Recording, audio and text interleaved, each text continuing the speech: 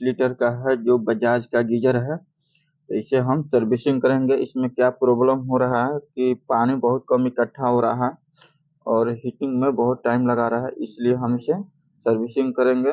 और चलिए सबसे पहले स्विच को ऑफ कर देते हैं और इसका जो पावर सॉकेट है इसे बाहर की तरफ निकाल लेंगे और इसका कनेक्शन काट देंगे। तो चलिए बाहर निकल गया। तो सबसे पहले हम इसको ओपन करेंगे। तो ओपन करने के लिए सबसे पहले इसका लीड पाइप जो आया रहता है इनलेट और आउटलेट, इसे ओपन कर लेंगे। तो इस तरह से आप रिंच से इसे बाहर कर सकते हैं। सबसे पहले हम इनलेट पाइप को खोल लिए और अब आउटलेट पाइप है। इनलेट और आउटलेट दो ठो रहता है। आउटलेट का काम है गर्म पानी को बाहर निकालना और इनलेट का काम है जो पानी अंदर जाता है गीजर में, उसका काम है इनलेट। तो चलिए हम पानी बाहर निकाल लिए। अब ये खाली हो चुका है तो इसे हम नीचे उतारने के लिए सबसे पहले इसका जो नट बोल्ट होता है उसे हम ओपन कर लेंगे। तो चलिए अब ओपन करते हैं। अब हमारा ये ओपन हो गया है। तो अब हम इसे बाहर की तरफ निकालेंगे। इसमें फंसाया हुआ रहता है फास्टनर में, तो आप आसानी से निकाल सकते हैं। चलिए हमारा गीजर आ गया नीचे। इसमें दो ठो स्क्रू दिया रहता है, हर कंपनी में अलग अलग दिया रहता है। तो इसमें दो ठो ऊपर की तरफ स्क्रू दिया रहता है, तो स्क्रू को हम खोलेंगे। और ये रेड और ब्लू देख रहे हैं, जो रेड का आउटलेट होता है जो गर्म पानी देता है और जो ब्लू है इनलेट होता है, वो पानी अंदर की तरफ जाता है गीजर में। तो ये रुए है, रुए को हम चलिए साइड में कर देते हैं। तो सबसे पहले कनेक्शन जैसे आप खोलेंगे उसी तरह कस लेंगे। अगर नए हैं तो इसको क्या करिए, मोबाइल में अपना पिक्चर ले लीजिए और पिक्चर अच्छी तरह से ले लीजिए 2-3, और जब कसना हो तो आसानी होगा, नहीं तो आप इधर उधर हो जाएगा कनेक्शन, तो अच्छा काम नहीं करेगा।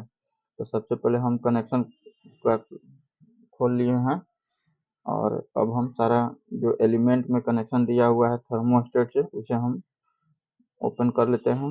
तो ये एलिमेंट है जो पानी को गर्म करता है, तो एलिमेंट का जो कनेक्शन है हम ओपन कर रहे हैं। इस तरह से आप कर सकते हैं। और इसमें दो ठो थर्मोस्टेट दिया है, देख सकते हैं, ये प्राइमरी एक सेकेंडरी, दोनों का काम है ताप को नियंत्रित करना। यानी ज़्यादा ही टेम्परेचर हो जाए तो उसे ऑटो कट कर देना, स्विच की तरह काम करता है। दो इसलिए दिया रहता है कि एक फेल हो जाए तो दूसरा काम करे, बहुत सेफ्टी दिया हुआ रहता है गीजर में।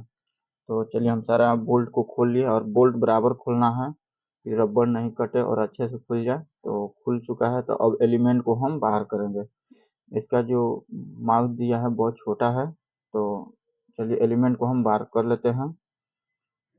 तो इस तरह से आप आराम से, थोड़ा इसमें पकड़ा रहता है जो कैल्शियम कार्बोनेट होता है, तो थोड़ा आसानी से निकालने में थोड़ा कष्ट होता है, तो इसे आराम से निकाल लेना है।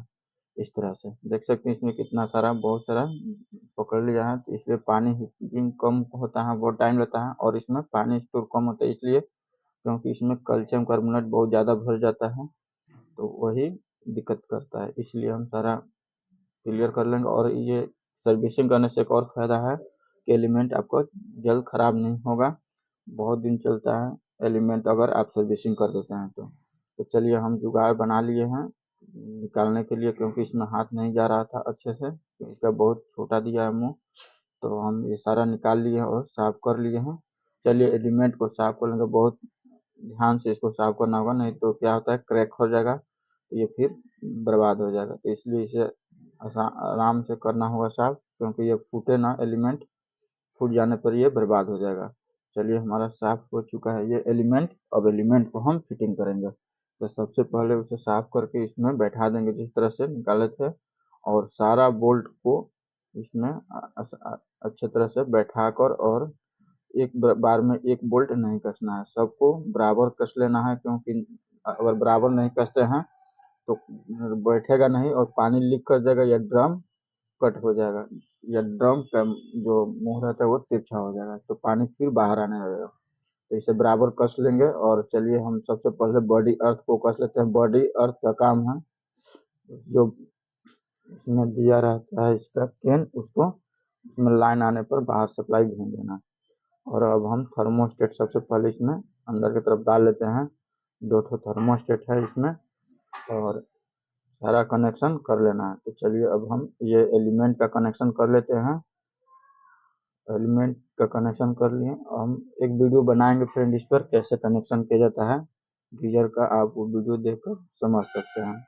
चलिए इस तरह से कनेक्शन कर लेना है। अगर आपको दिक्कत हो कनेक्शन करने में तो मोबाइल में आप पिक्चर ले लीजिए और उससे कनेक्शन कर सकते हैं।